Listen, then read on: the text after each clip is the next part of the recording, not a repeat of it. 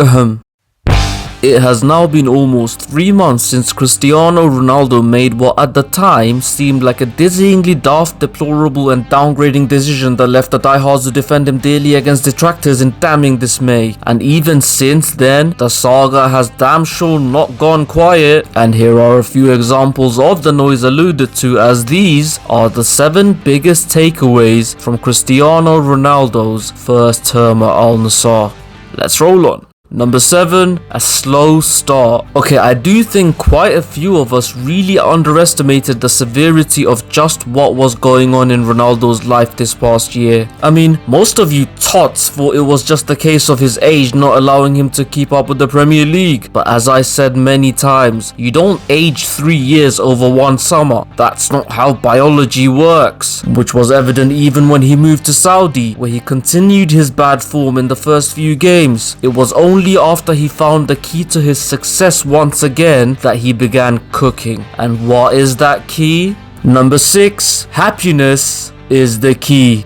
As tacky as it sounds, this is it. The guy just needed to be happy, don't we all? And to him, what was required to make him happy professionally was backing. Because the thing with Erik ten Hag at United is that he wasn't consistently behind Ronaldo. Whenever CR7 put in a below average performance, he was dropped in the following game. On the contrary, despite the shaky start, Rudy Garcia stuck with Ronaldo and saw out the initial storm. This brought the confidence and positivity back into the Portuguese frontman, and as a result, he was happy again. And as a result of that, he was balling again. Now this is by no means Ten Hag's fault. The man had a club to rebuild. Catering to CR7's personal needs was never going to be a priority. But at the same time, considering everything that Ronaldo had gone through, him feeling betrayed isn't something you can fault him for either. So it was no one's fault. It's just life.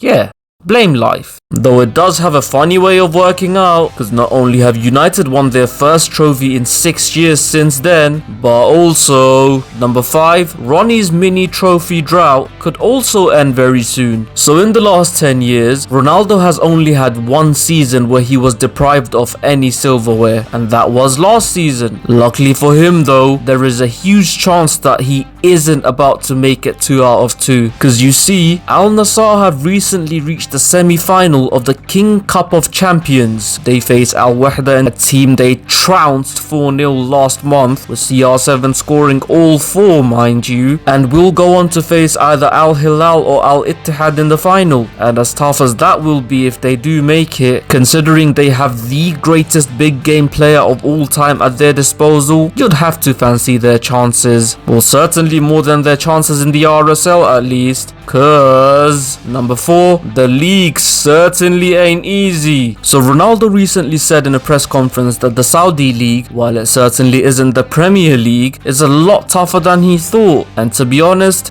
yeah, exactly that. And due to the Ronaldo-centric system at Al-Nassr being a relatively new model, we have seen even the greatest goal scorer ever struggle to find his shooting boots on occasion. Though he still does have more goals than games, just like he did in his first few games at United before any of you pricks suggest anything. Now, as far as what makes the league tough, well, number 3, the bigger teams are a problem. So I've mentioned this before, of course I have, but while the league as a whole isn't up to the level of Europe's top 5, Ronaldo's Al-Nassr certainly face tougher internal competition than the likes of PSG and Bayern do in their respective leagues. Because you see, unlike the aforementioned sides, Al-Nassr aren't the dominant all-conquering side in their league. That would be their arch nemesis Al-Hilal, who not only finished as runners-up in the Club World Cup, but also are on course to winning their 4th league title on the bounce. And even outside these guys, Al-Nassr haven't been very convincing against the stronger teams, scraping a 1-0 win against Al-Ittifaq on Ronaldo's debut, and already losing 2 games to Al-Ittihad since then. This just proves that, no matter who you are, at the end of the day, you're just as good or bad as your teammates. But if you still want to focus on CR7 individually, well, you come to the right place. Cause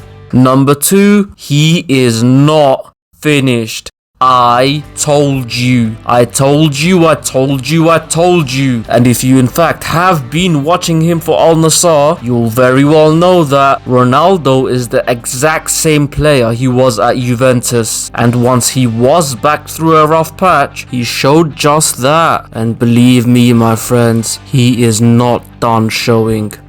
Speaking of which, number 1, a European return beckons. Now, back in November, during his infamous interview, Ronaldo mentioned that he wanted to play for 2 more years, and given that his negotiations with Al-Nassr regarding a 2-year contract were ongoing at the time, putting 2 and 2 together would mean that the Saudi club would be his final destination. However, during a press conference a short while back, Ronaldo's current manager was adamant that he believed his captain will be back in Europe after his spell in the Middle East is over. And honestly, as of right now, I believe that is the more likely possibility. Now, of course, a year and a half in football is quite a long time, and anything can happen between that time, but given where he is mentally and with his form, I do think Ronnie has reversed his decision to retire at 40. And if he continues to perform the way he has, not only will he not leave football, but football will not leave him. And that is that. Agree or disagree, beats indifference. Once again, don't forget to like, comment and share. Forgive me for any lack of energy you may have detected, as I indeed am fasting. And of course, subscribe. Till next time, take care of yourselves, Ramadan Kareem, and as always, keep on rolling.